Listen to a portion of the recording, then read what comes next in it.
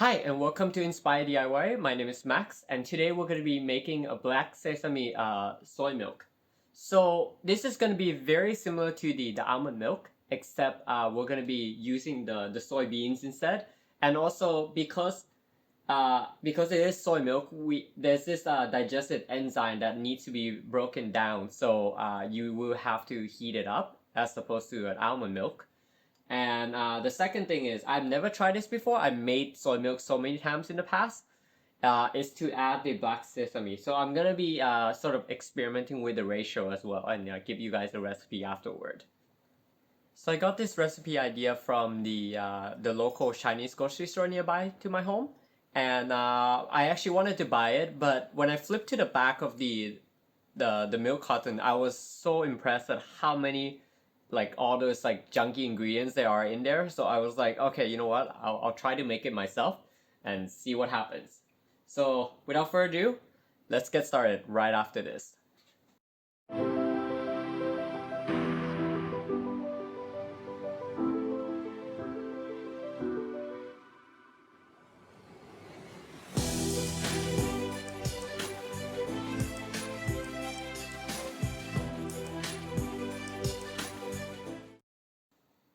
So I pre-salted this 1 cup of soybeans since morning. You can do it overnight or you should leave it at least a few hours or so. I would say at least 4 hours.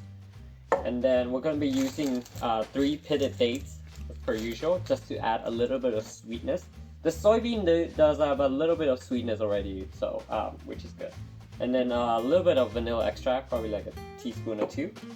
And then I'm gonna do about, I would say about 3 teaspoons of black sesame to start and see how strong it is. Maybe I might write the recipe a bit differently once I actually taste it. And then, because my blender has the heating element inside, so I don't actually need to cook it on the stovetop, but it comes with limitations of not being able to add more than, I would say like 4 to 5 cups would be the very maximum that I can ever do. About a teaspoon vanilla extract. And some pitted dates.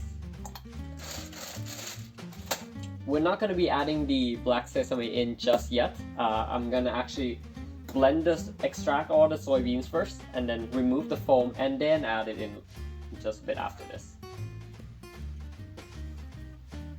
So let's start with about 2 minutes of high speed blending and see what happens.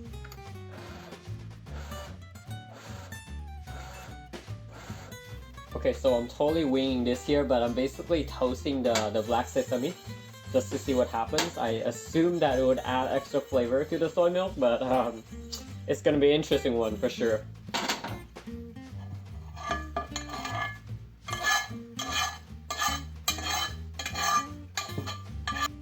Okay, we're gonna be blending this just a bit more. So I ended up adding a little bit more black sesame because it's not getting the color that I wanted, and I think this should be okay. I added about 3 more tablespoons. So in total, I added probably about 5 to 6. I kind of sort of eyeball it. And we're gonna be starting the cooking element. Or if you're gonna do this, you can do this on the stovetop and cook it for at least 30 minutes. Try to get the soy milk to sort of come into a boil, and then drop the heat down to like low or medium low. And you want to wash the pot in case it all boil, and then you don't want to clean up all those mess.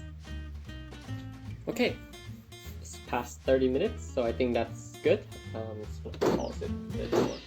See how the color is coming together, and it's heating up quite nicely. So I'm going to turn that off now. Let's move over to the back.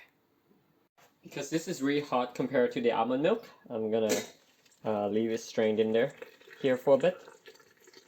We'll leave it for it to cool down before I'll be able to squeeze this thing out.